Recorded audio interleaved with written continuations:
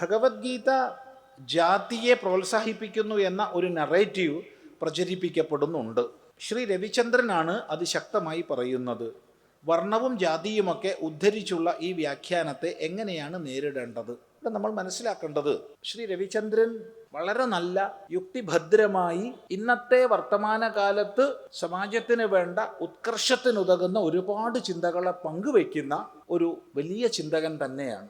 അദ്ദേഹത്തെ ഞാൻ അങ്ങേയറ്റം ആ വിഷയത്തിൽ ബഹുമാനിക്കുന്നു, അത് പറയാതിരിക്കാൻ പറ്റില്ല. പക്ഷേ സനാതന ധർമ്മശാസ്ത്രങ്ങളെ സംബന്ധിച്ച് അദ്ദേഹത്തിന് പ്രാമാണികമായ അവബോധമുണ്ടോ? ഇത് അന്വേഷിക്കപ്പെടേണ്ട വിഷയമാണ്. ഇത് പറയാൻ കാരണം, ഏതേത് ദുരാചാരങ്ങളെ അദ്ദേഹം നിശിതമായി എതിർക്കുന്നുണ്ടോ അതിനെ നമ്മളും എതിർക്കും.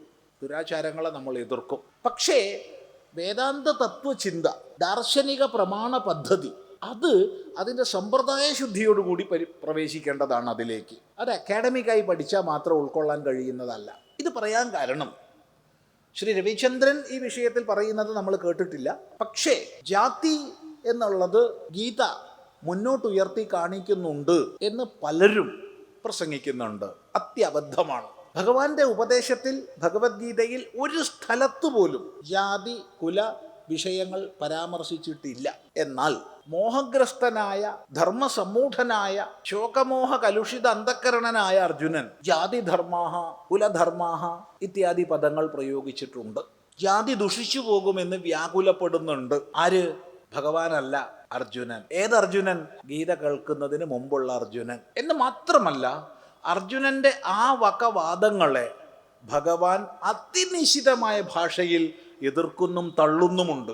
കശ്മലം, അനാര്യജുഷ്ടം, അസ്വർഗ്യം, അകീർത്തികരം, ക്ലൈബ്യം തുടങ്ങിയ പദങ്ങളെ കൊണ്ടാണ് അർജുനന്റെ വാദങ്ങളെ ഭഗവാൻ ഖണ്ഡിക്കുന്നത്. അപ്പൊ ഭഗവാന് സമ്മതമല്ലാത്ത ആശയങ്ങളെ അർജുനൻ പറഞ്ഞ കൂട്ടത്തിലാണ് ജാതി വരുന്നത്. ഭഗവത് വാക്യത്തിൽ ഒരിടത്ത് പോലും ജാതി പരാമർശമോ ജാതിയെ ഊട്ടിയുറപ്പിക്കുന്നതോ പ്രോത്സാഹിപ്പിക്കുന്നതോ ആയ ഒരു വാക്യം കാണിച്ചു തരാൻ ലോകത്തിൽ ആർക്കും സാധ്യമല്ല.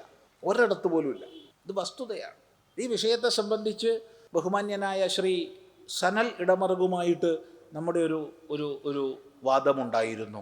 മണിക്കൂറുകളോളം നീണ്ടതായിരുന്നു. അതിൽ ഈ ആശയം വ്യക്തമായി നമ്മൾ അവതരിപ്പിച്ചിട്ടുണ്ട്. അത് യൂട്യൂബിൽ ലഭ്യവുമാണ്. അവർ വളരെ സത്യസന്ധമായി അത് എഡിറ്റ് ചെയ്ത് കട്ട് ചെയ്ത് ഒന്നും കളയാതെ ആ സംവാദം അതേപോലെ യൂട്യൂബിൽ ബൗദ്ധികമായ സത്യസന്ധത പാലിച്ചുകൊണ്ട് അവർ അപ്ലോഡ് ചെയ്തിട്ടുണ്ട്. അത് സാന്ദർഭികമായി പറയുന്നു.